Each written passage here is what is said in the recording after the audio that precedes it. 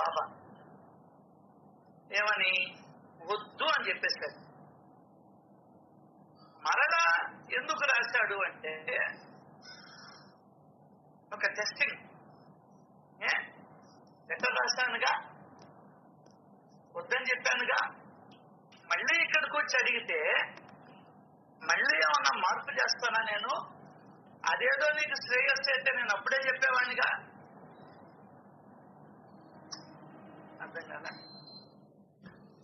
So నా మాటలు బ్రహ్మలిఖితాలని చెప్పాడుగా, దీంట్లో ఇదే దాంట్లో చెప్పాడు. ఈ 23 అధ్యాయంలోనే ఆయన మాటల గురించి, ఆయన చర్యల గురించి లాస్ట్ లో అమ్మాయి చదివింది అద్భుతంగా.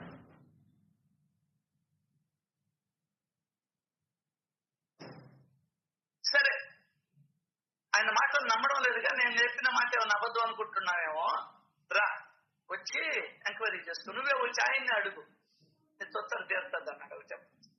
మన భాషలో చెప్పుకోవాలి అంటే మహాత్ముల నోటికుండా ఒక్క మాట వస్తే శిలాశాసనం, ఇంకా దాన్ని వాళ్ళు మార్చుకోరు. దీనికి ఎగ్జాంపుల్ ఇది మీతో పంచుకుంటూ ఉంటే ఇంకొక లేదు గుర్తుకొచ్చేది. రేగుపండ్లు తెమ్మంటాడు బాబా మన తాత్యాన్ని. పోయి తెస్తాడు, నువ్వు తిను అంటాడు. ఆయన తినడు. ఒరే, చెప్పింది నువ్వు తెమ్మని, నువ్వు తినకపోతే ఎట్టాన్ని అలగతాడు. చెప్పా తెమ్మని, నేను తింటానని చెప్పలేదుగా. స్వతంత్రం ఉంది కాబట్టి అలగతాడు, రాడు. లాస్ట్కి ఏం చేస్తాడు? ఆ రేగి పండుని మసీద్ దగ్గర ఇసురు కొట్టిపోతాడు.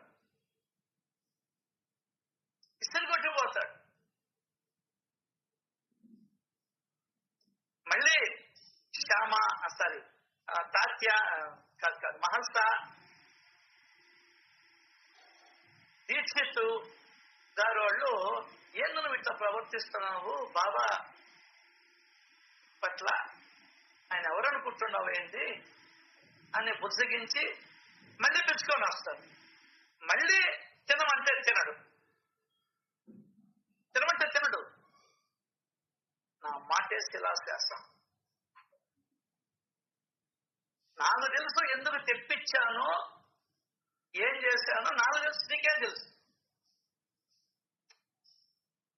వాడికి అప్పుడు డబ్బులు అవసరమేమో అమ్మేవాడికి, నీ చేత పంపించి తెప్పించా. లేదు, నీకు జన్మ జన్మల కోరికలో ఉన్నదేమో రేగుపళ్ళు తినాలని, దానికోసం తెప్పించా. నేను తినలేదని నా మీద అలిగిపోతే ఎట్లా? ఓ రాబాక, ఎవరికి నష్టం మసీదుకి రాకపోతే?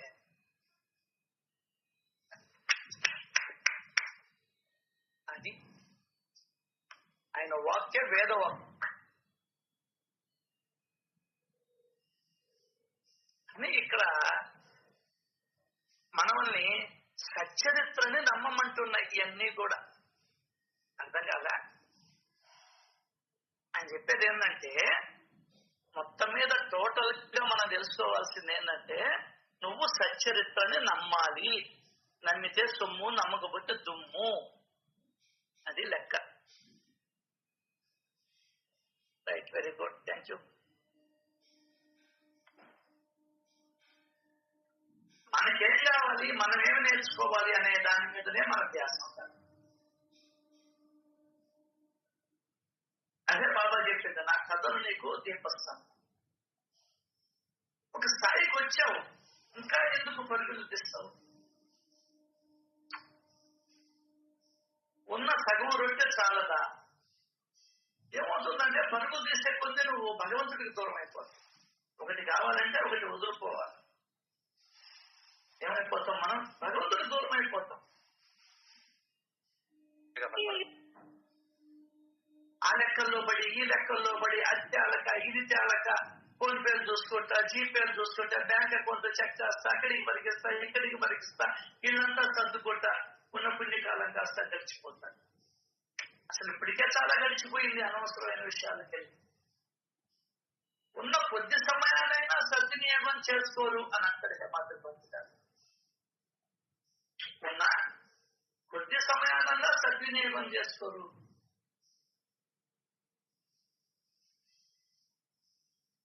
అలా ఆ ఉన్న సమయానన్నా మనం చాలా చాలా జాగ్రత్తగా భగవత్ చింతనతో, భగవన్ నామస్మరణతో, భగవద్లీల శ్రవణంతో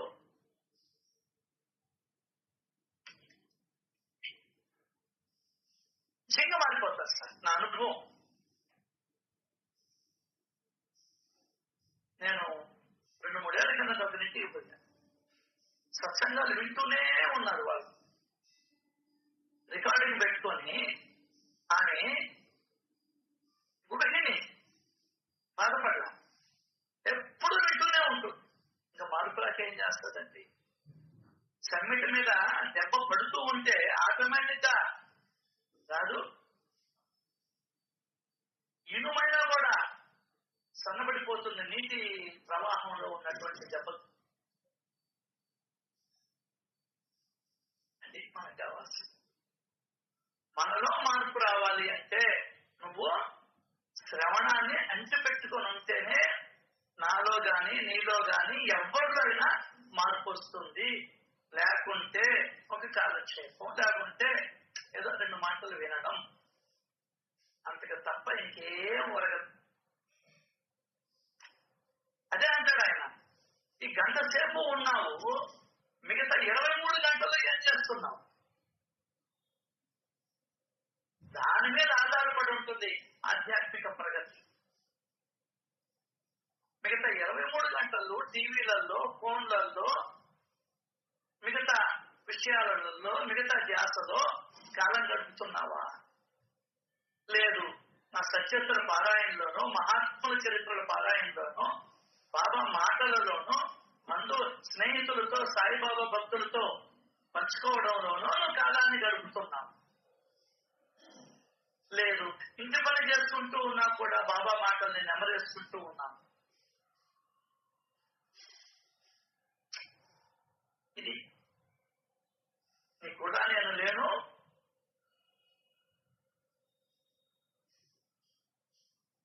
కాబట్టి వినడం అనేది గొప్ప కాదు. మిగతా 23 గంటలు ఏం చేస్తున్నాను? ఇది కావాలి. సినిమాలని, షికార్లని, షాపింగ్లని వెళ్తున్నావు. కాబట్టి అందుకోవలసినంత ప్రగతిని అందుకోలేకపోతున్నాం. అందుకోవలసినంత ప్రగతిని అందుకోలేకపోతున్నాం. మన మనసు పొందాలి. దానికనే హేమంత్ పంత్ గారు ఊరికినే చెప్పలా, నిత్యం సత్సంగం చెయ్యండి అని.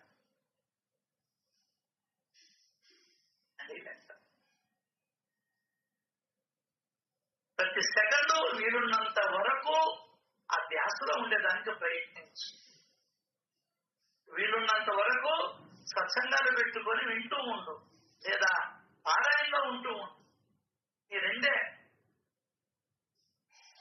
మనకు గతి.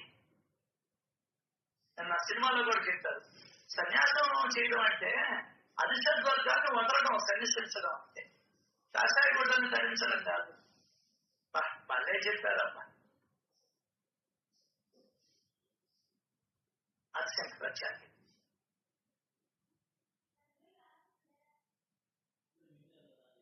తుసుక్కుమంటే కోపం వస్తే నేనే భక్తుడిని,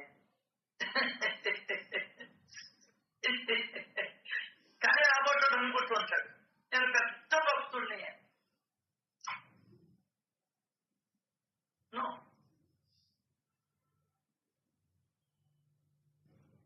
సహనము వహించండి, మీకే మేలు జరుగుతుంది. సాహసాన్ని వదిలిపెట్టండి.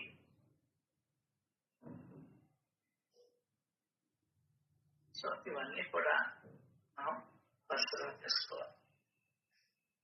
శ్రీ సచిదానంద సమర్థ సద్గురు సాయినాథ్ మహారాజుకి జై. అందరూ బాగుండాలని, ఆనందంగా ఉండాలని, సంతోషంగా ఉండాలని, సుఖంగా ఉండాలని, ఆరోగ్యంగా ఉండాలని, ప్రేమగా ఉండాలని ఆ దేవాది దేవుణ్ణి మనస్ఫూర్తిగా కోరుకుంటూ ఈరోజు మనం సత్సంగంలోకి వెళ్తాం. విశ్వభావన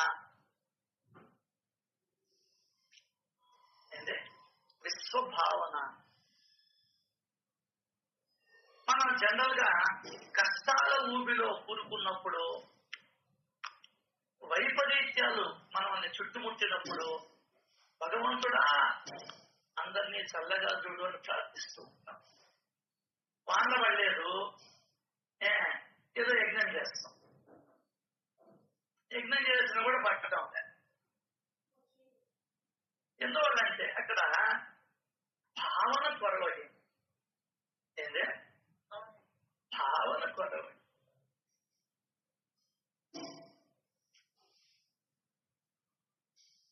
భగవంతుడికి కావాల్సింది నీ మంత్రాలు, నీ నోట్లో తిరిగేటువంటి మంత్రాలు కాదు, అక్షరాలు కాదు, భావన కాదు.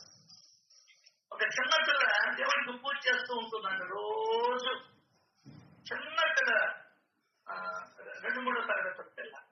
ఏందమ్మా నువ్వు నోరు చదువుతానే ఉంటావు, ఏంది నీ పూజ అని అడిగాను. పూజ ఏం లేదు, నేను ఏం ప్రార్థించాలో నాకు తెలియదు కాబట్టి ఓ దేవుడా నుంచి లాస్ట్ దాకా ఉన్న ఛాయ ఎన్ని ఉన్నాయి కదా, అక్కడ దాకా ఏమి ప్రార్థన చేయాలో నాకు తెలియదు కాబట్టి నువ్వే ఈ అక్షరాల నుంచి తీసుకో అని చెప్పింది. అది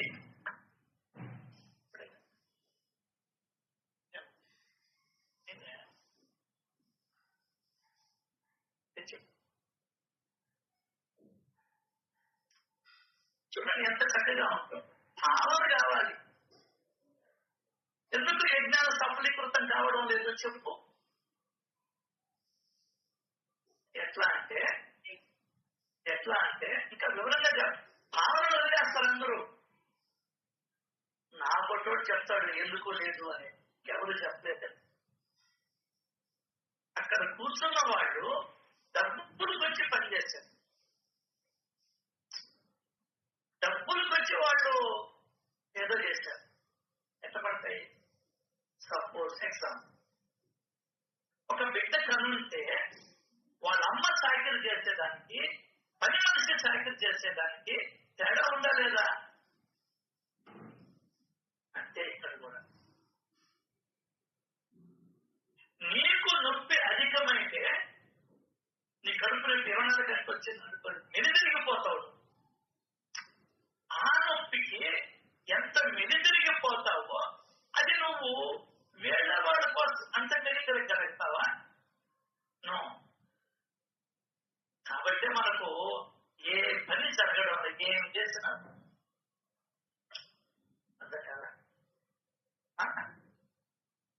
మన కష్టాలు కూడా తొలగడం వల్ల, ఏ వ్రతాలు చేసినా, ఏ నోములు చేసినా, ఎందువల్ల అక్కడ భావన లేదు. ఎవరండి మన కోసం ప్రార్థించేది? అన్నదమ్ముళ్ళే ప్రార్థించుకోవడం వల్ల వాడు బాగుంటే వీడు బాగలేక ఇద్దరు కొట్టుకొని వచ్చారు సచ్చరిత్రలో. భావన లోపించింది, అది కారణం.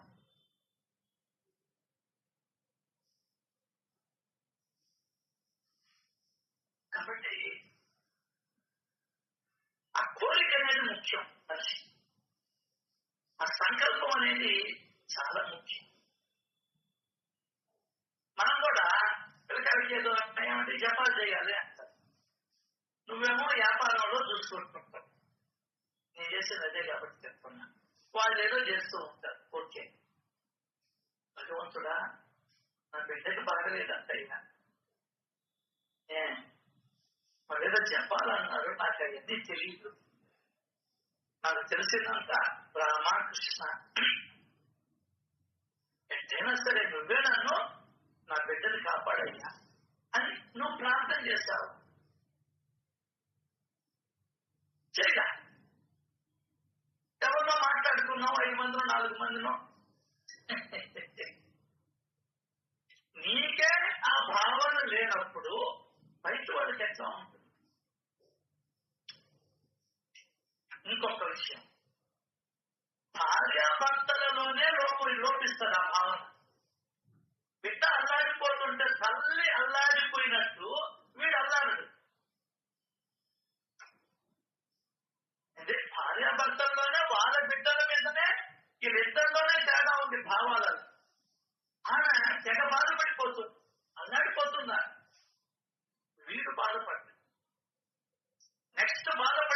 తెలుసా? అంత గొప్పగా తాత తాత అమ్మమ్మ వాడు బాధపడతారు, తల్లి కూడా బాధపడతారు, తల్లి కూడా బాధపడదు. ఎన్ని మా అనుభవాల నుంచి వచ్చిన మాటలు. వాళ్ళమ్మ వాళ్ళ బిడ్డను పడుతుంటే మనవన్ని ఆ దెబ్బలు తాత మీద పడ్డట్టు ఫీల్ అవుతాడు. చూసా? చూడండి, ఈ కుటుంబంలోనే భార్య, భర్త, తాత, అమ్మమ్మ, వీళ్ళలోనే ఎంత తేడా ఉందో చూడు. ఇంకా నీకు విశ్వభావన ఎందుకుంటారు అబ్బాయి? విశ్వభావన ఎందుకుంటుందని వర్షాలు పడాలని రైతులే కోరుకోకూడదు కదా.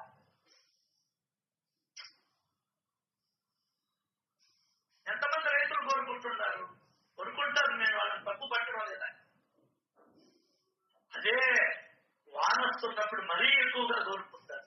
అయ్యా వాన రాకూడదు, కుప్పనూరు పిల్లలు ఏదో వచ్చేసాయి, తడిసిపోతే పచ్చిగంట పడిపోద్ది, అస్సలు కూడా రాదు, పెట్టుబడి కూడా రాదు. కాబట్టి భావన ముఖ్యం. Thank you Baba, thank you.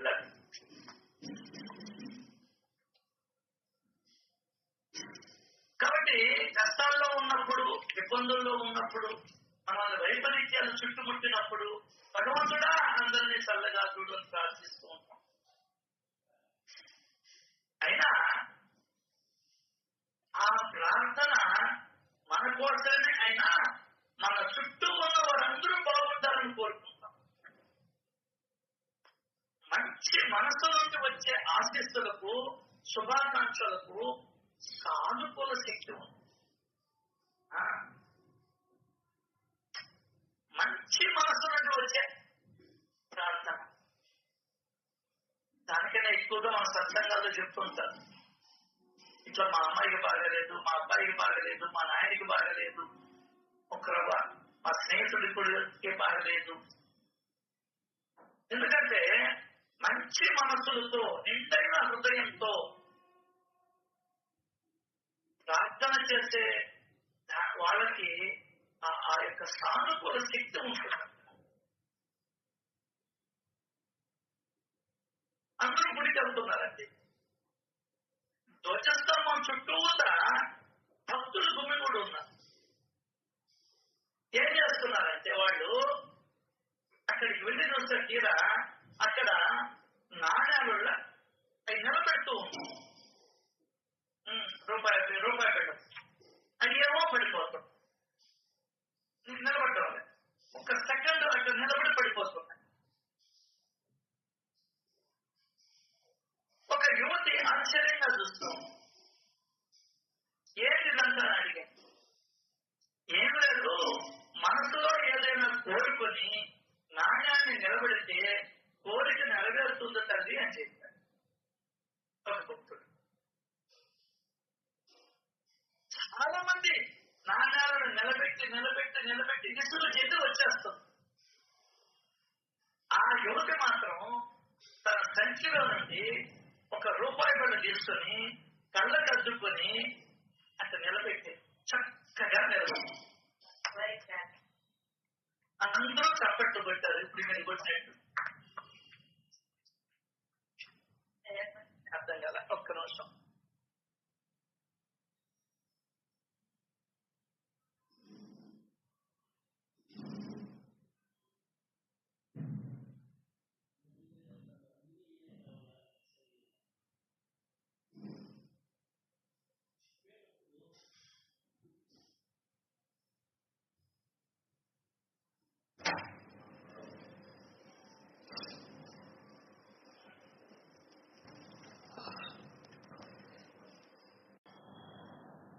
ఒక ఆమె అడిగింది, అమ్మా ఏం కోరిక కోరావమ్మా అని అడిగింది ఒక పెద్ద ఆయన. లేకపోతే నవ్వుతూ సర్వే జన సుఖినో భవంతు అని.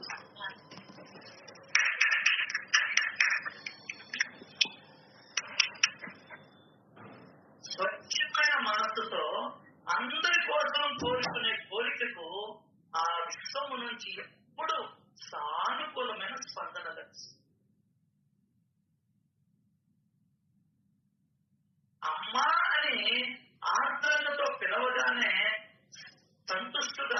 ఆ జగదంబ భక్తుల వెంటే ఉంటుందంటారు ఆదిశంకరాచార్యులు వారు. అమ్మ అని ఆర్ద్రతతో పిలవాలి. ఒక పిల్లవాడు పరిగిస్తూ ఉంటే రాయి తగిలిస్తే ఆ నొప్పికి ఆ బాధకి వాడు అమ్మా అని పిలుస్తాడే, అటువంటి పిలుపు కావాలి భగవంతుడు. అంతేగాని రామ రామ శ్రీరామ రామ రామేతి రమే రామే మనోరమే సహస్రనామ తత్తుల్యం రామ రామ వరణ రామ రామ రామేతి రామ రామ రామేతి కాదు కావాల్సి.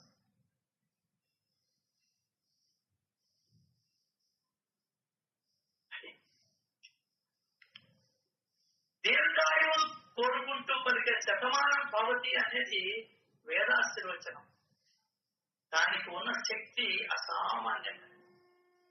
నిండు మనస్సుతో ఎదుటి వారి క్షేమాన్ని కోరుకునే పెద్దలు ఎవరైనా ఇలా జీవిస్తే అది పిల్లలకి ఖచ్చితంగా వరమవుతుంది. అలాంటి మహానుభావులు తల్లిదండ్రులకు నమస్కరించి వారి దీవెనలను పొందడం సదా శ్రయిస్తారు. ఎందుకంటే తల్లిదండ్రులే మన క్షేమాన్ని కోరుకునేది, ఎవరు కోరుకోరు ప్రపంచం.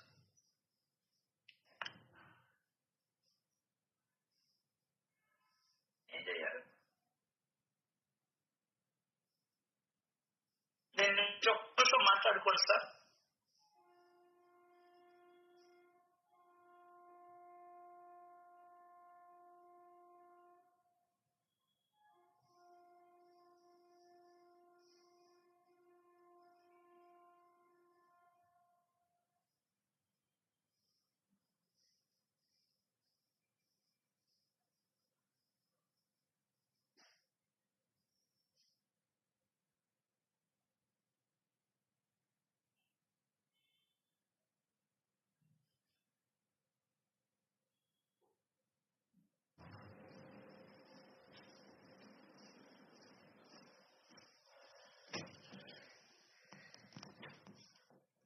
అని వాళ్ళు యజ్ఞాలు యాగాలు చేశారంటే మనం అనుకున్న పని కావడం లేదంటే అక్కడ భావన లేదమ్మా.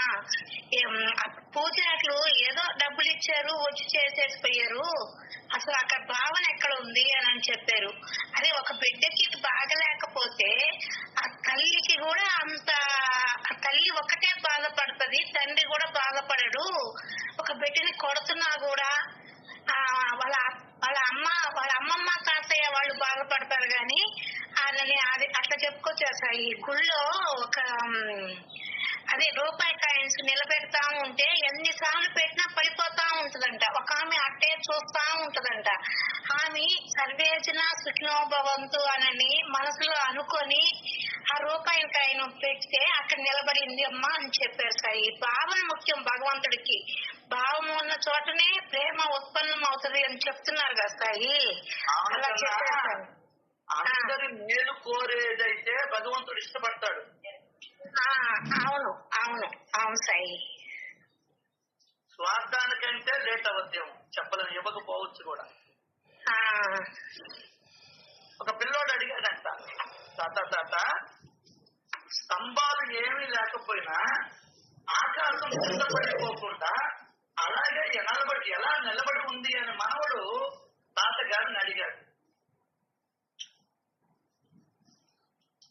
దానికైనా రేపు ఈ ఊళ్ళో 5 ఇళ్లకి వెళ్ళి అన్నం పెట్టమని అడుగు, అప్పుడు నీకే అర్థమవుతుంది అని చెప్పాడు తాతగారు. ఆ బాలుడు అలాగే చేశాడు.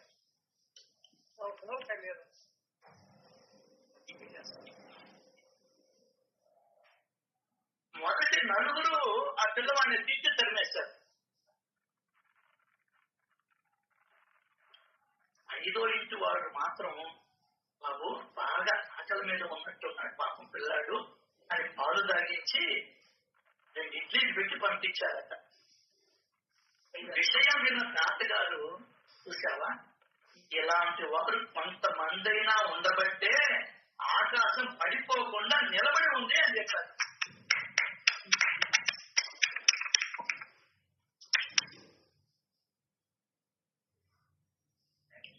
అర్థమైందా?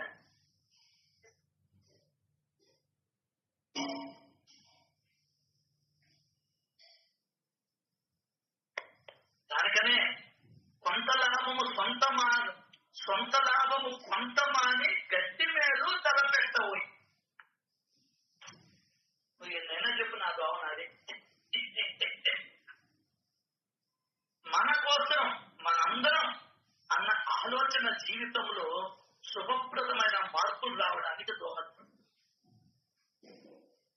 మనం ఈ ప్రపంచానికి ప్రేమను పంచగలిగితే అదే ప్రేమ తిరిగి వస్తుంది.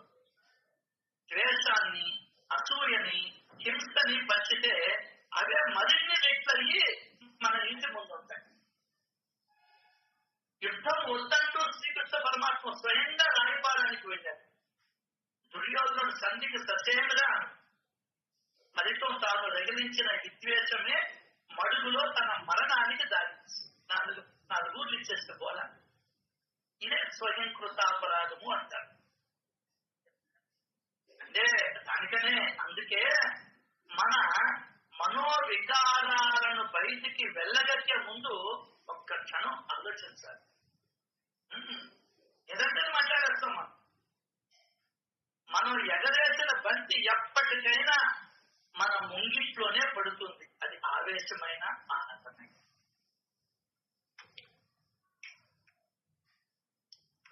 ఇది ఈనాడు పేపర్లో ఉన్నటువంటి విశ్వభావన. చాలా బాగా నచ్చింది నాకు, చాలా సంతోషం ఇచ్చింది. ఇవన్నీ మనల్ని సన్మార్గంలో పెట్టేదానికి ఉపయోగపడతాయి. అంటే బాబాకి ఏం పట్టిందండి? వచ్చిన వాళ్ళు జనాలు తీసుకోవడం, దగ్గులు తీసుకోవడం, కళ్ళకలు తీసుకోవడం, నొప్పులను తీసుకోవడం, కురుకులను తీసుకోవడం. చెప్పు, నిన్నేమన్నా పని చేస్తేనే నీకు మోక్షం ఇస్తానన్నాడా? లేదుగా. నువ్వు మీ ఇంట్లో వాళ్ళతో పక్క ఇంటి వాళ్ళతో రోగం తీసుకుంటేనే నీకు మోక్షం ఇస్తానన్నాడా? లేదు కదా.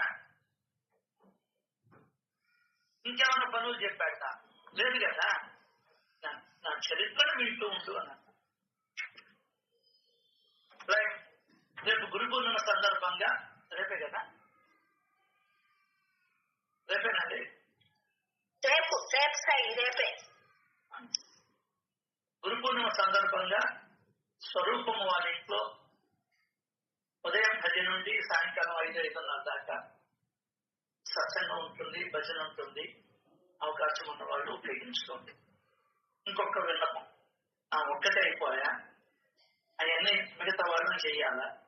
మీరు ఎవరు వస్తారో చెప్తే అంతమందికి భోజనాల్ని ఏర్పాటు చేస్తాం అని లెక్క. సార్ నేను వస్తాను సార్. నేను వస్తాను సాయి. నేను అనకూడదు, వస్తాను సాయి. ఏదైనా పని ఉన్నా చెప్పండి సాయి. లౌకికంలో చెప్పుకోవాలి నేను అని, చెప్పకపోతే ఎట్లా? సరే సరే సరే, నేను వస్తాను. 3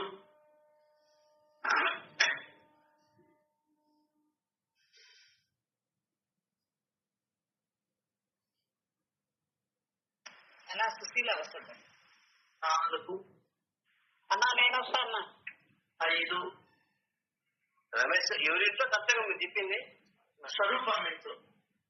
సరే రమేష్ నేను కూడా వస్తున్నా.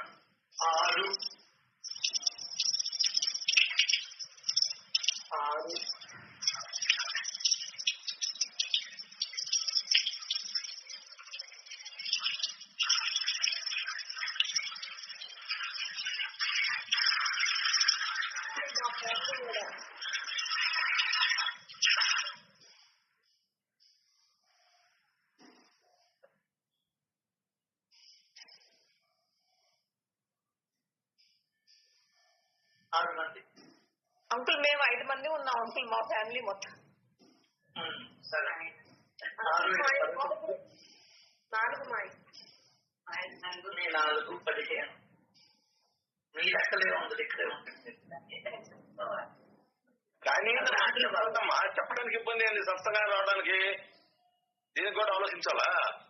అవును సార్, వాళ్ళకి ఎన్నో పనులు ఉంటాయి. మీరేం మాట్లాడుతున్నారు?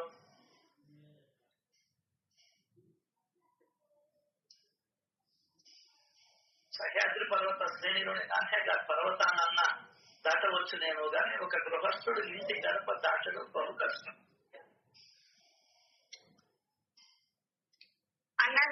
వస్తానన్నా. హలో, 6 మంది అన్నా నేను వస్తానన్నా. 7, 8 నన్ను లెక్కేసుకున్నారా సార్? చెప్పాను లెక్కేస్తున్నాను.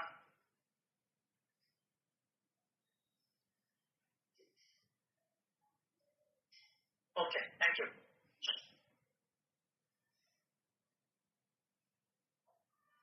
ఇంకా మనం కథలోకి వెళ్తే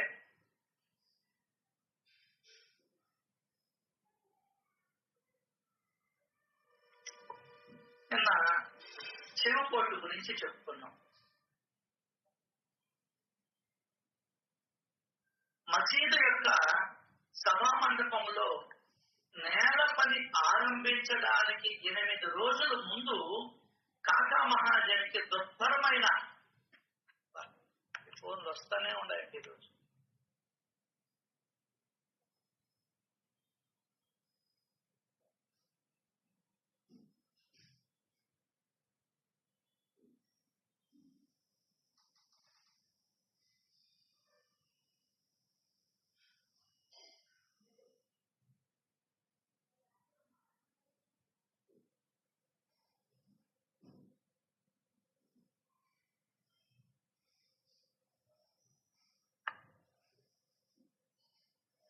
నేను మనం చెప్పుకున్న కాకా మహాజనికి కూడా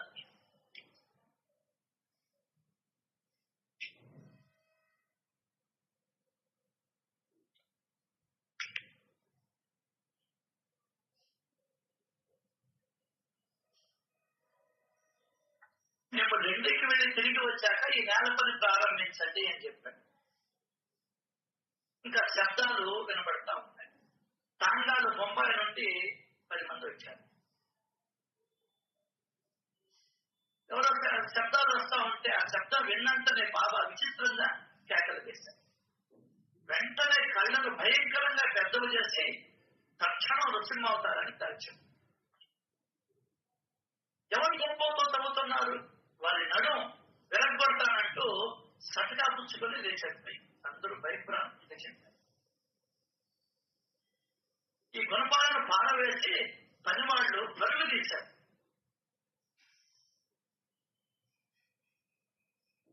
కాకా కూడా లేచి బెదిరిపోయి పరిగెడుతుంటే కాకా మహాజని చేతులు పట్టుకున్నాడు. బాబు ఎక్కడికి నువ్వు ఎత్తుకు. ఇంతలోపల సాత్య లక్ష్మి వచ్చారు. వారిపై కూడా బాబా ఇష్టం వచ్చినట్టుగా తిట్టని వస్తుని గుర్తించాడు. ఆడవాళ్ళు లేదు, మగోళ్ళు. అర్థమైందా? థ్యాంక్స్ బాబా. అప్పుడు నేనున్నానేమో. అప్పుడు కానీ ఉంటేనా ఇంకేందా అర్థం కదా. ఇలా పడుతుంటారు ఆడవాళ్ళు. నీ అమ్మ, నీ అక్క, నీకెందుకులే ఆ బూతులు వినలేవు. ఏంటినటువంటి బూతులు చెప్తున్నాడని అప్పుడు నేను ఉండకూడదు అని పాట పంపి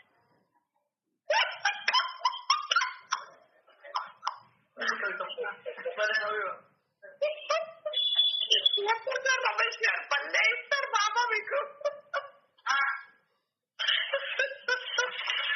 నీ లమ్మన్నాడు అనుకో, ఏంటి పరిస్థితి? అది ఎందుకు సార్? తప్పట్లేకర్లాగా 4 రోజులు కూర్చొని నన్ను అదే పని కూర్చుని ఎత్తారు. రెండోసారి రావడం చుట్టుపక్కల. ఓ ఇంకా నా గొప్ప విషయం, ఆనాటి భక్తులు పోయింది ఎవరు? సాత్య, లక్ష్మి పరిచిందే. ఆడాలి కూడా చూడలేదండి.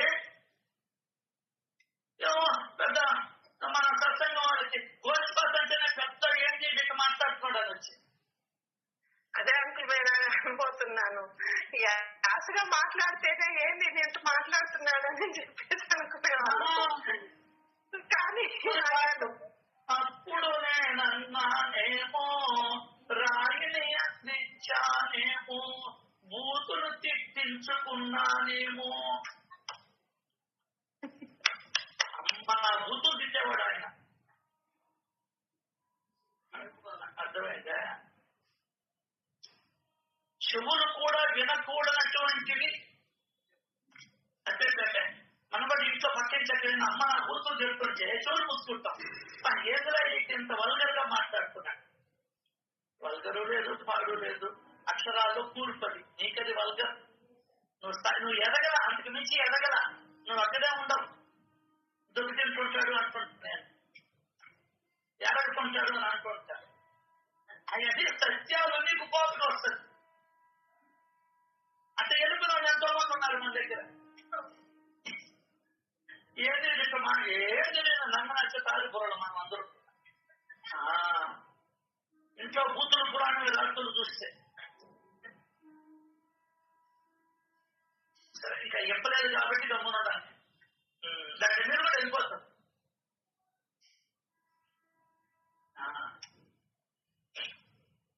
సో రాంగణం బయట ఉన్న గుంపును కూడా బాగా తిట్టాడు. ఎవరి వదల. ఎందువల్ల నువ్వు కొవ్వు తగ్గాల. ఎందుకు తిట్టేవాడు ఆయన? నీ కొవ్వు తగ్గాల. పక్కన జరుగు అన్నాడు ఆదిశంకరాచార్య. ఏదో పక్కన జరిగేది. ఈ శరీరం మీద నుండి వచ్చే గాలే నీ శరీరం మీద పడుతుంది. నేను నడిచేటువంటి భూమి మీదనే నువ్వు నడుస్తున్నావు. అర్థమైందా? మరి వేరేంటి? నేను తాగే నీళ్ళనే నువ్వు తాగుతున్నావు. వేరుకోమంటున్నావే, పక్కన తొలగమంటున్నావే. ఎవరిని? కాలి బూడిదైపోయే ఈ శరీరాన్ని పక్కన తొలగమనేది. ఎదుర్కోవాలంటే వెలుగుతూ ఉండే ఆత్మను పక్కన తొలగమంటావా?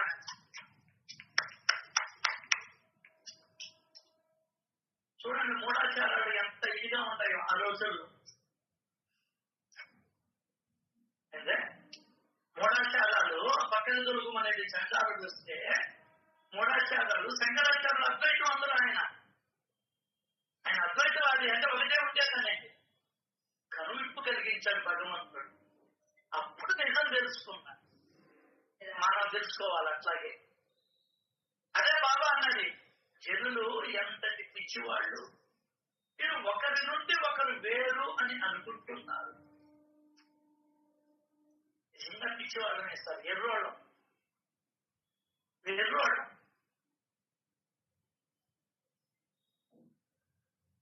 వేరని భావిస్తాం. మనమంతా ఒకటే. రంగులు మారవచ్చు.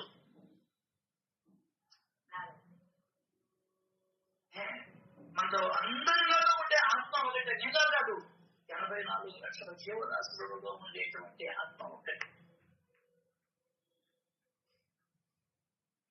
ఆ స్థితికి ఎప్పుడు ఎదుగుతావు నువ్వు? అది లెక్క.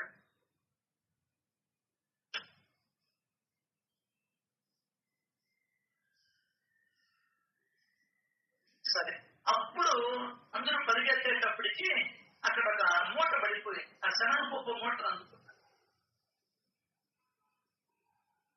బాగా కోపావేశంలో ఉన్నప్పుడు భయభీతలో పరిగెత్తూ ఉంటే ఆ సంచి పడిపోయి దానిలో బాగా చేరు గింజలు ఉంటాయి. నేను వేస్తాను.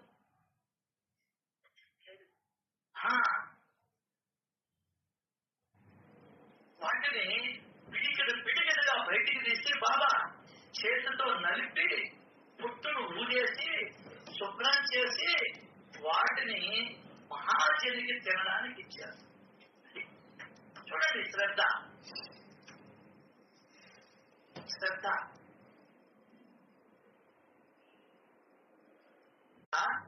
ఎంత శ్రద్ధ తీసుకుంటాడో అనే దానికి నిదర్శనం. ఎందువల్లంటే మొన్న ఆ పొట్టుతో కూడా నేను తింటా ఉంటే గుర్తులు పొట్టు అల్లాడిపోయాను. మరి భగవంతుడు ఒక భక్తుడు పట్ల ఎంత శ్రద్ధ తీసుకుంటున్నాడో తెలుసా? ఆయన ఎవరు, ఈయనెవరు? ఆయనకి దేవుడు ఏంటా? ఈ విశ్వం ఏంటా? ఒక్కసారి కళ్ళతో చూస్తే పొట్టంతా విడిపోదు. నో అనేలా, అరే నీ కోసం నేను ఎంత పని చేస్తున్నాను చూడు.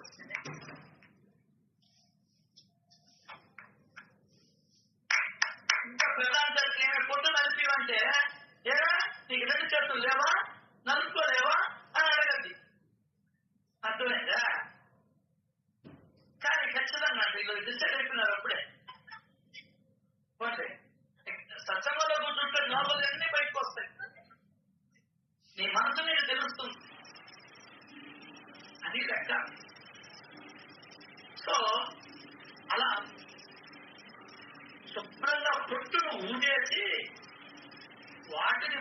ఏది తినడానికి ఇచ్చారు. మళ్ళీ ఏం చేస్తున్నాడు? మళ్ళీ తింటూ ఉండడం మాత్రం మాట్లాడతాడు. తింటానే ఉంటాడు, పొట్టు నలుపుతూనే ఉంటాడు, ఊరుతూనే ఉంటాడు, తినడానికి ఇస్తూనే ఉన్నాడు. శుభ్రమైన గింజలను అతని చేతిలో పోసి తినేసి అని అంటూ కొన్ని తాను కూడా నోట్లో వేసుకుంటూ అలా సంచి ఇద్దరు కలిసి ఖాళీ చేశారు. అర్థమైతే అయితే ఇక్కడ కామన్ పాయింట్ ఏంటంటే ఆయన ఏం చేస్తూ ఉన్నా శక్తులు మాత్రం వదలడం. మనం ఏం చేస్తూ ఉన్నప్పుడు వదలంగా.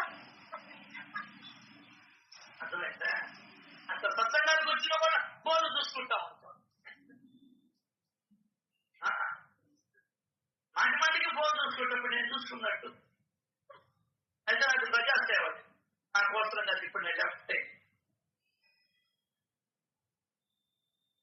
అట్లా ఒకరి కోసం పనిచేసి భగవంతుడు నచ్చుతాడు నీకు. ఎందువల్లంటే ఆ ఒక్కడు భగవంతుడు కాబట్టి. ఒకడు భగవంతుడు కాదు.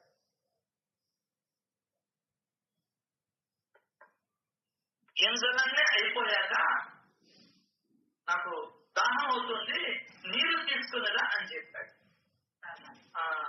కాక ఏం చేశాడు? చెంబు నిండా నీళ్లు తెచ్చాడు. తాను కొన్ని తాగి అతనిని త్రాగమని చెప్పాడు. కాక నీళ్లు తాగిన తర్వాత నీ మలద్వారం మూసుకుపోతుంది.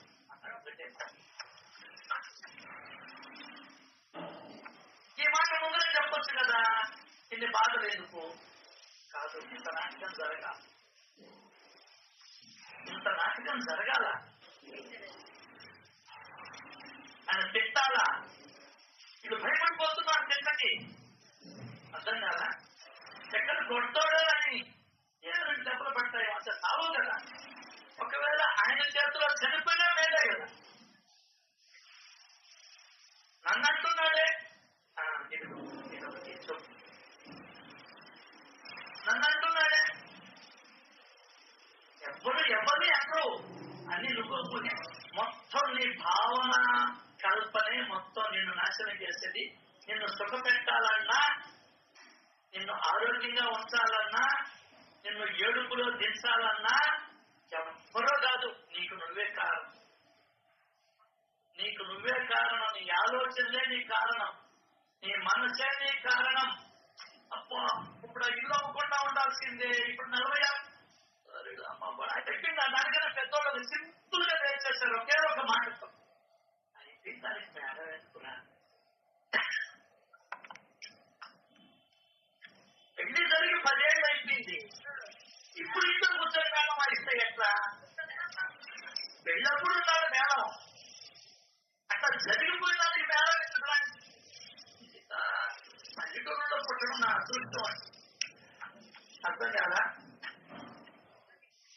జరిగిపోయిన దానికి మేళం ఇస్తా కదా. ఎప్పుడో ఇల్లు కొట్టివి, ఇల్లు అమ్మిటివి, అయిపోయింది. ఎప్పుడో 20 ఏళ్ళ కిందటి మాట అది. దాచిపెట్టుకోనంటే అంటే హైదరాబాద్ అంతా దాచిపెట్టుకోనంటే ఏమిరా నీ లెక్క నీకుందా నాన్న? అయ్యా భగవంతుడి దగ్గర ఉంది లెక్క. ఆ లెక్క పడ్డారు, లెక్క పెట్టిస్తాడు. అది తెలుసుకోక సరస్వతి రంగంలో 8,000 రూపాయలు అంతా ఇప్పుడు 15,000, ఇప్పుడు 3 లక్షలు. నిజంగా ఆయన అప్పుడు కొనకూడదా? ఇప్పుడు ఎందుకు ఏడవడుందంటే దానికి అయిపోయిన దానికి మేళం ఎత్తుకో. పెద్దోళ్ళు చూడు ఎంత సింపుల్ గా చేశారు.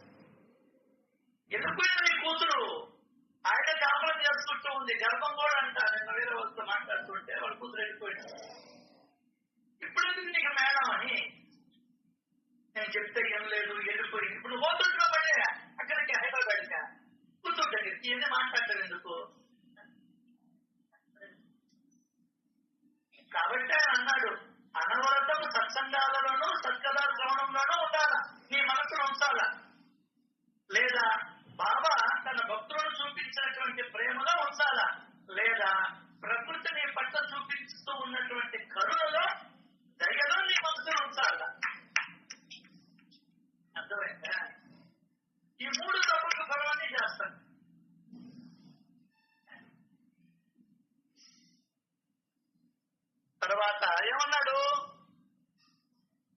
బ్రాహ్మలు ఎక్కడ చచ్చారు, వెళ్ళి వాళ్ళని తెలుసుకోరా.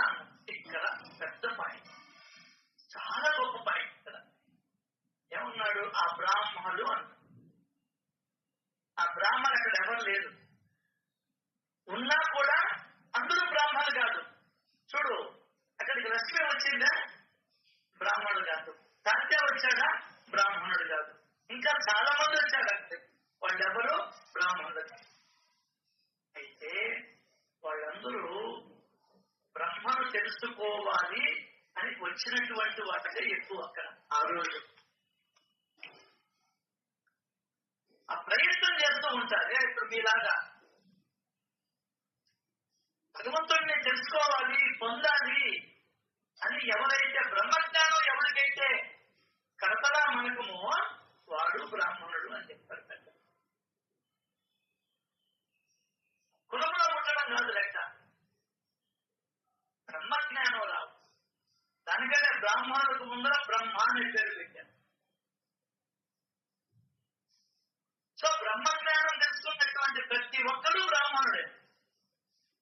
అది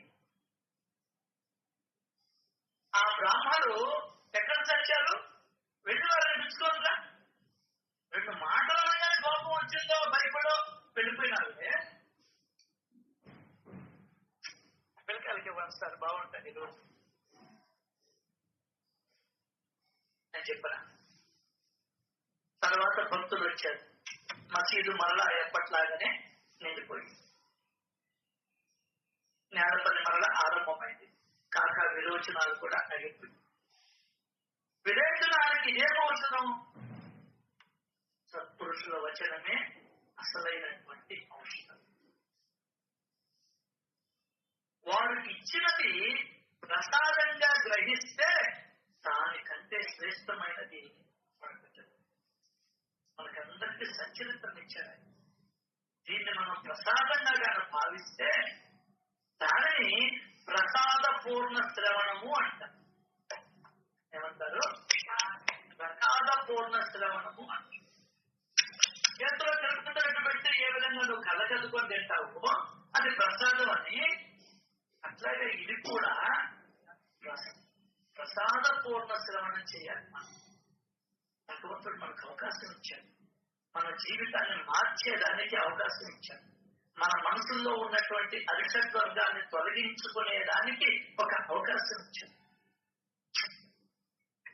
కాబట్టి మధ్యలో సత్సంగాలలో ఇక్కడే ఎక్కడైనా కూడా అప్పుడప్పుడు లేస్తూ ఉంటాయి అహంకారం. భగవంతుడే లేపుతాడు, వీళ్ళు ఏమాత్రం ఉంటారా, నిలబడతారా? నిలబడినోడు నిలబడతాడు, నిలబడిన వాడిని పెట్టిపోతాడు. నాకు అనుభవం ఇది.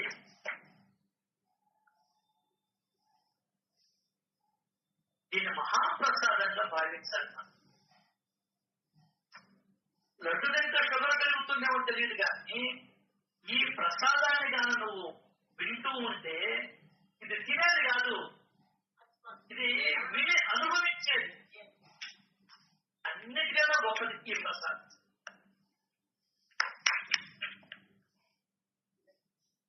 సత్పురుషుల వచనమే అసలు ఔషధం. బాబా యొక్క వచనాలే మనకు మన రోగాన్ని తగ్గిస్తాయి. ఏ రోగము? భవరోగాన్ని తగ్గిస్తాయి. ఎలా? నీ లెక్కలో 18 తర్వాత 17 వస్తుంది, భవరోగం తగ్గించాడంట. దాము అన్నకి భవరోగం తగ్గించాడు,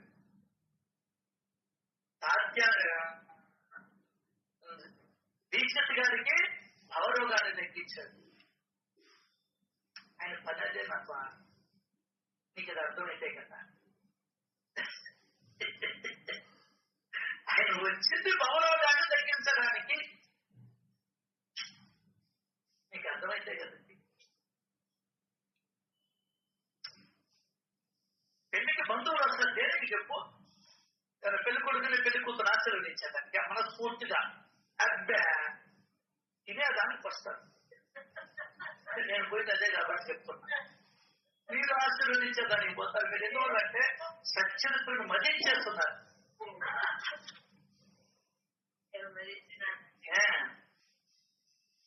అది కాబట్టి ఆయన వచ్చిందే భవరోగాన్ని దక్కించేదానికి, ఈ భవసాగరము నుండి నిన్ను బయటికి లాగేదానికి.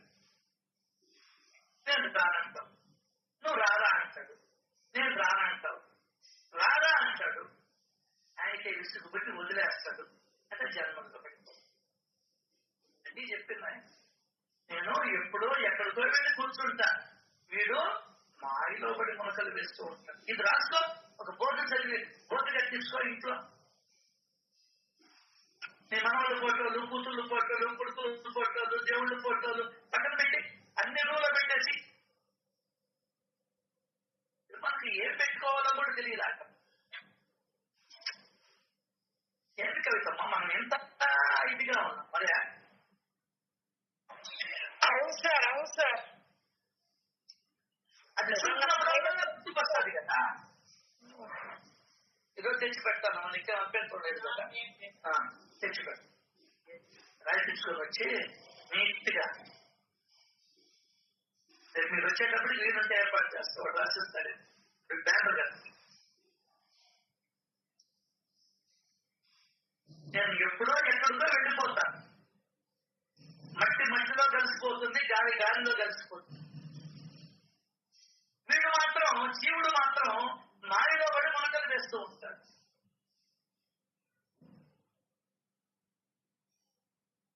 ఒక్కరు నా మాట వినరు. ఎవరు ఎలా ఎలా ఎవడు అంటాడు. ఎవడు ఎలా ఎలా చేసుకుంటే అలా అలా ఫలితాలను అనుభవిస్తారు. అయితే ఎవరు సుఖాన్ని పొందుతారు? నా మాటలను గుర్తుంచుకున్న వారు ఎనలేని సుఖాన్ని పొందుతారు. అసలు ఆ మాటలు అనుకుంటుంటేనే నీకు ఆనందం. అంటే ఆనందం పొంగి పొరలును నిత్యపారాయణమే ఆనందము. సరే, మన ఆనందం కూడా వద్దనుకుంటున్నాం, అది వేరే సార్. అర్థం కదా. కాబట్టి నా మాటలను గుర్తుంచుకున్నవారు ఎనలేని సుఖాన్ని పొందుతారు. అప్పటికి నేను సాధన ఏంటి? ఇప్పుడు అంటుడు పప్పు నలుపుతున్నాడు, ఊతున్నాడు, నోటితో చెప్తాను. అది తమాషా. సత్పురుషుల వచనమే అసలు ఔషధం. వారు ఇచ్చినది ప్రసాదంగా గ్రహిస్తే దానికంటే శ్రేష్టమైనది మరొకట్లేదు. వారి వచనాలను అనుగ్రహంగా భావిస్తే ఇదే అనుగ్రహం. అంటే బిడ్డలనివ్వడం, పెళ్ళాలనివ్వడం, మొగుళ్ళనివ్వడం, ఇల్లు వాకిళ్ళనివ్వడం కాదు. ఆయన వచనాలనే అనుగ్రహాలుగా భావిస్తే నువ్వు ఈ జన్మ నుండి బయటపడిపోతావు.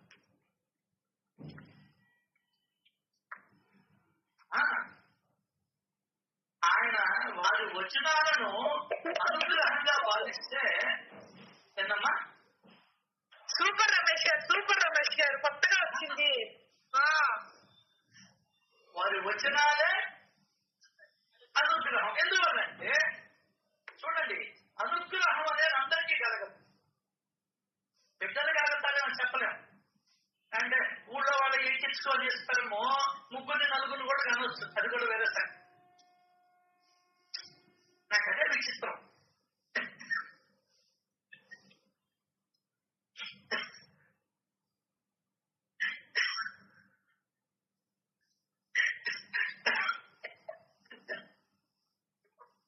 అది ఎవడుందో తల మార్చుకోవాలి. వాడి కర్మ దాంట్లో వాడి టికెట్గా ఉంటుంది.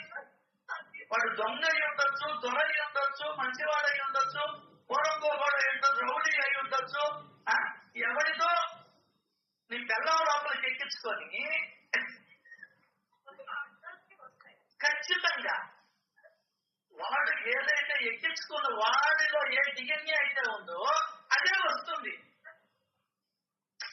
వాడి మాటలు అంత తేడాగా ఉంటాయి, ఇలా ఉండవు.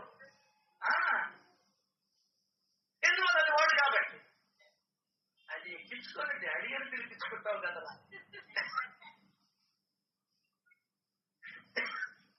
అందులో ఖర్చు పెట్టి. నేను వాళ్ళని తప్పు పట్టడం లేదండి. చూడండి, వాళ్ళకి పిల్లల మీద ఉన్నటువంటి మమకారం ఎంత పనైనా చేస్తుంది. అది ఎక్కించుకుంటే ఒకటి, గదిలోకి పంపిస్తే ఒకటే, ఇంకా పచ్చిగా మాట్లాడతా.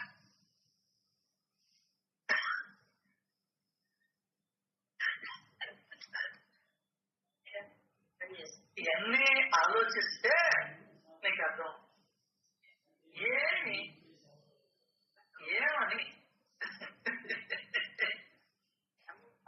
పచ్చిగా మాట్లాడుతున్నాడే ఈడ. కాకపోతే ఇంకేదో విషయం చెప్పాక కబుర్లు చెప్తాను.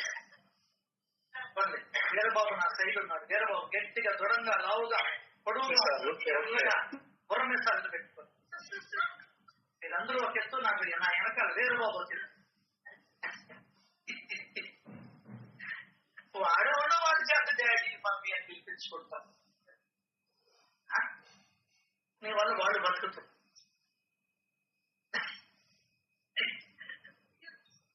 నీ మోహం అంత పని చేస్తుంది. ఇప్పుడు సర్దుకొక ఫెసిలిటీ ఉన్నాను, ఎక్కువైపోయినా. టీవీలో ఒక ఆయన చెప్తాను, పెట్టాను ఆ వీడియో.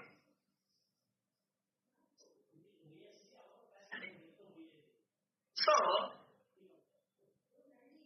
వారి వచనాలను అనుగ్రహంగా భావిస్తే వేరే ఔషధాలు అవసరం లేదు, ఉండవు. సో దీన్ని మనం ఎలా తెలుసుకోవాలి?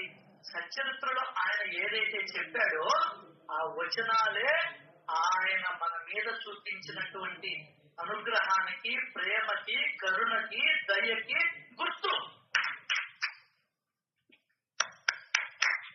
అది లెక్క.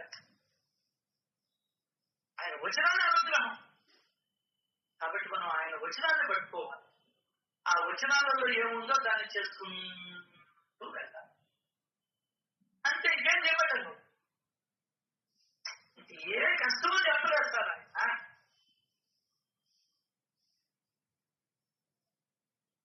సరే, ఇంకోటి, హార్దాలో ఒక గృహస్థుడు కడుపులో శూల వ్యాధితో 14 ఏళ్ళు బాధపడ్డాడు.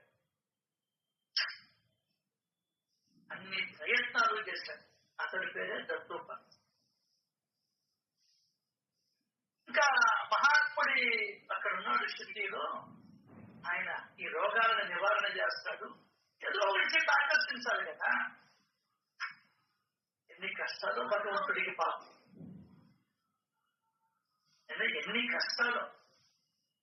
ఎందువల్లంటే ఇన్ని కష్టాలు ఎందుకు పడుతున్నాడు ఆయన? విసుగు విరామం లేకుండా వచ్చిన వాళ్ళకంతా అనుగ్రహాన్ని ప్రసాదించి, రోగాలను తగ్గించి,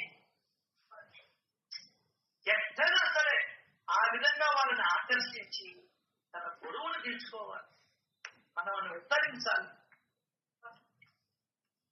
నీకు నీ బాధే కానీ నీకు భగవంతుడి బాధ నీకు అర్థం లేదు. ఇంట్లో కూడా అంతే. కొంతమంది బిడ్డలు పీడిస్తారు డబ్బుల కోసం తల్లిదండ్రులు. వాళ్ళ బాధను వాళ్ళు అర్థం చేసుకోరు. వాళ్ళ బాధను వాళ్ళు అర్థం చేస్తారు, ఎప్పటికీ కూడా అర్థం చేస్తారు.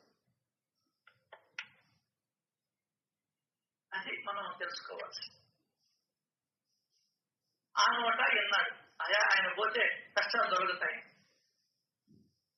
వారి కీర్తిని విని షిరిడీకి వెళ్ళాడు. కీర్తిని విని అన్నాడు. కీర్తి ఎప్పుడు వస్తుందంటే మనిషికి ఒకరికి సహాయపడినప్పుడే కీర్తి వస్తుంది. అర్థమవుతుందా? లేదంటే మనకు రాదు కీర్తి. ఎందువల్లంటే మనకెవరు మనం ఎవరికి సహాయపడ్డాం తెలియవా? ఇటువంటి వాళ్ళకి కీర్తి వస్తుంది. సాయి చరణాలకు షిరిడీకి వచ్చాడు. ఆయన కరుణించమని ప్రార్థించాడు. బాబా, నా ఈ కడుపు సోల నా వెంటబడి 14 ఏళ్ళ పూర్తి చేసుకున్నాను. దీనికి పరమావధి అయింది. ఇది చాలు. ఈ బాధను అనుభవించే శక్తి ఇంకా నాకు లేదు.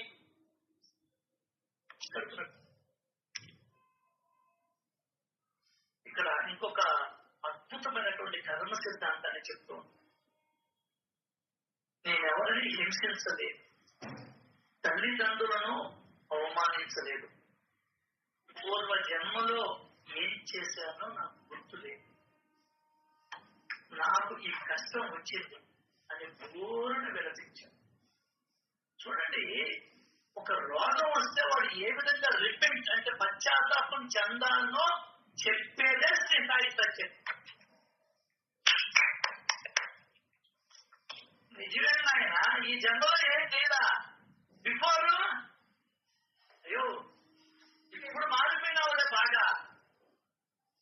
చిన్నప్పుడు దొంగతనాలు, హత్యలు, మానవంగాలు అన్నీ చేసిల్లా, ఇప్పుడు రాజకీయాలకు పుడుముకోని అబ్బా గొప్పోడు అంటున్నావు. ఆ విధంగా చూడండి, చెప్తాడు నేనెవరిని హింసించను, తల్లిదండ్రులను అవమానించను. అయితే బాబా పూర్వ జన్మలో ఏం చేశానో నాకు గుర్తులేదు. వాడికి అర్థమైంది, పూర్వ జన్మలో చేసిన పాప ఫలితమే ఇది అనేది దత్తోపంతికి అర్థమైంది. మనల్ని కూడా అర్థం చేసుకోమని చెప్తుంది సచ్చరిత్ర. ఏం చేస్తాడో నాకు తెలియదు, కానీ మాత్రం ఈ కష్టం వచ్చింది అని ఏడ్చాడు. సత్పురుషుల యొక్క ప్రేమతో అవలోకనం, వారి ఆశీర్వచనం, వారి ప్రసాదం మాత్రంతో వ్యాధి తగ్గిపోతుంది. వేరే ఇంకేం అవసరం, ప్రేమగా చూసేస్తారు. అటువంటిదే దత్తోపంతి యొక్క అనుభవం. బాబా యొక్క చెయ్యి అక్కడ శిరస్సు మీద పడి వారి ఆశీర్వాదం, విభూతి ప్రసాదం లభించిందో లేదో అతని మనసుకి శాంతి. ఎంత దయంటే బాబాకి, అతన్ని కొన్ని రోజులు అక్కడే ఉంచుకున్నాడు. దత్తోపంతిని ఉంచుకున్నాడు. ఇప్పుడు మన హాస్పిటల్కి పోతే కొంతమంది వాళ్ళకి ఇది రాదని ఇన్సూరెన్స్ ఏదో 2-3 రోజులు ఉంచుకుంటాం.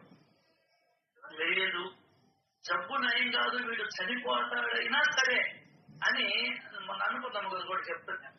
ఉంచుకున్నాడు డాక్టర్. భగవంతుడు ఉంచుకున్నాడు. అదృష్టవంతుడే. ఎందుకు ఉంచుకున్నాడు తెలుసా?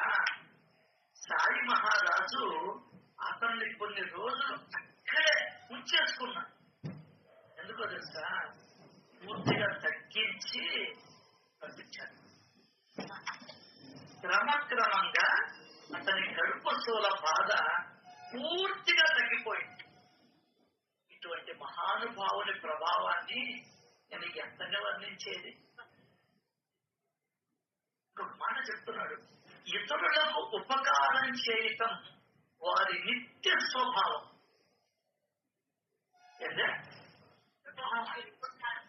అది నిత్య ఆయన స్వభావమే. ఇప్పుడు వాడు కోపిస్తుగా వాడి స్వభావం అది, వాడు లోటుగా వాడి స్వభావం అది, వాడి చేతికి ఎముక లేదురా వాడి స్వభావం. ఈయన స్వభావం ఏంటి? ఇతరులకి ఉపకారం చేయటం వారి నిత్య స్వభావం. రోజు అదే పని. ఇంక పని పాట లేదంట. మనలాగా దాని పెళ్లి చేసుకోవాలి. ఆమె అడ్డుపట్టది, ఎదురు దానాలు చేసేది. రోజుకి ఎంత వస్తుంది? 400. 400 వస్తే నెలకి ఎంత? 12,000. ఆ రోజుల్లో 12,000 అంటే ఎంత ఒప్పుకుంటుంది? ఏ వెళ్ళామైన కాబట్టి ఆ పాత్ర కూతురు ఏమైనాడు సమస్య 12,000 అంటే.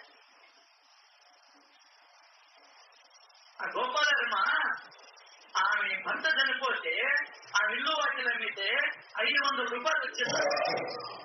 దాన్ని గవర్నమెంట్ బాండ్లలో పెట్టుబడి పెడితే నెలకి 2 రూపాయలు ఇచ్చేవాళ్ళంట వాళ్ళు వడ్డీ.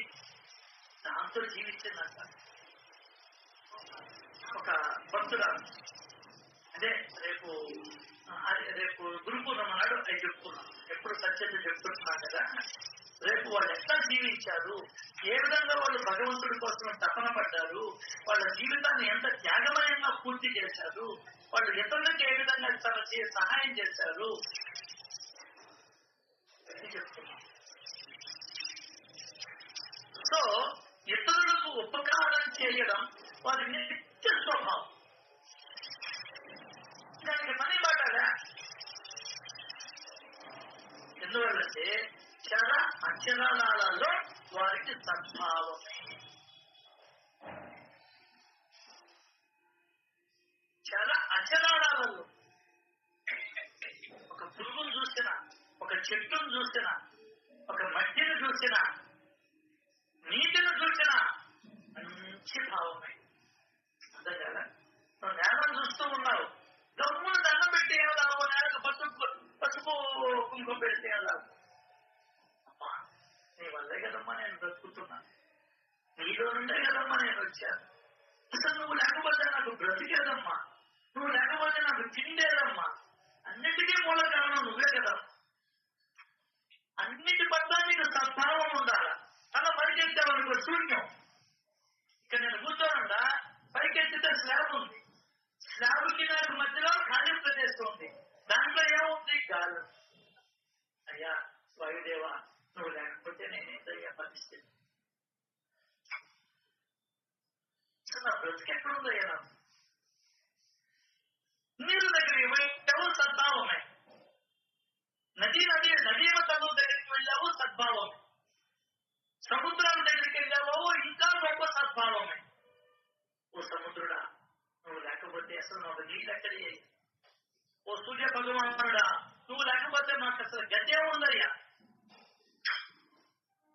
నువ్వు చేయదలుచుకుంటే ప్రతి సెకండ్ నువ్వు ఆయనలో ఉండొచ్చు, కానీ నీకు లౌకికం ఎక్కువైంది.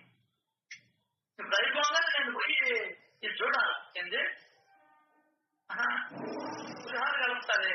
అది మీ అమ్మ కరెక్ట్గా చెప్తే ఆయన చేసేది నేను చేసేది ఒకటే కదా. కార్తీక దీపం చూడాలి.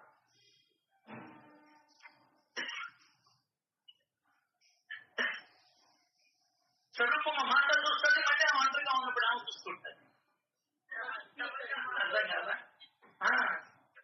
డబుల్ కోట అంటే నన్ను ఎక్కువ వచ్చిందా సచరిత్రలో మునిగిపోతుంది. ఆయన చూసి నాకు తీర్చే అసూయ దేశం అన్ని కలుగుతుంది. సో ఇతరులకు ఉపకారం చేయటం వారి నిత్య స్వభావం. ఆ మాట తలుచుకుంటేనే నాలో పులకరింత, నీలో పులకరింత కలగాలి. నీరు ఒకటే కొండ గుర్తు. ఆయన ఏం చెప్పాడంటే కళ్ళ ఆనంద బాష్పాలు రావాలి, రోమాంచితం కావాలి, అర్థభావాలు ఉప్పొంగాలి అన్నాడు. అంత సీన్ మనకు లేదులే, నాకైతే లేదు. అయితే ఒకటి, ఈ మాట వినంగానే ఇతరులకు ఉపకారం చేయడం వారి నిత్య స్వభావం. మీ ఊర్లో ఒక్కరిని చూపించు, మీ ఊర్లో ఒక్కరిని చూపించు. ఊరు దాకెందుగా? మీ వీధిలో ఒక్కరిని చూపించు. వీధి దాకెందుగా? నీ ఇంట్లో ఒక్కరిని చూపించు.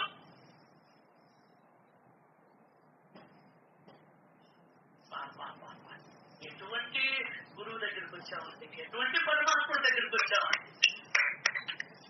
ఏం నేర్చుకోవాలండి మనం? దీనికి మనం ఏం నేర్చుకోవాలి? ఈ యొక్క లేవల ద్వారా నువ్వు కూడా అదే పని చేయాలి. నువ్వు కూడా అదే నీ స్వభావంగా మార్చుకో. ఈ మానసిక జన్మలోనే నీ అలవాటును మార్చుకునేదాన్ని. అది లోభ స్వభావమా, కామ స్వభావమా, కోపిష్టివాడివా, క్రోధముతో ఉన్నావా, మాత్సర్యమా నీ స్వభావం? వాడు ఎంత చెప్తున్నాడు, వాడు ఇది చెప్తున్నాడు, వాడు భలే చెప్తున్నాడు, వాడికి చప్పట్లు కొడుతున్నారు, నాకు కొట్టడం లేదు, మాత్సర్యం. ఏ స్వభావం నాయన? ఈ అధిష్టాత్వాలుగానే స్వభావం.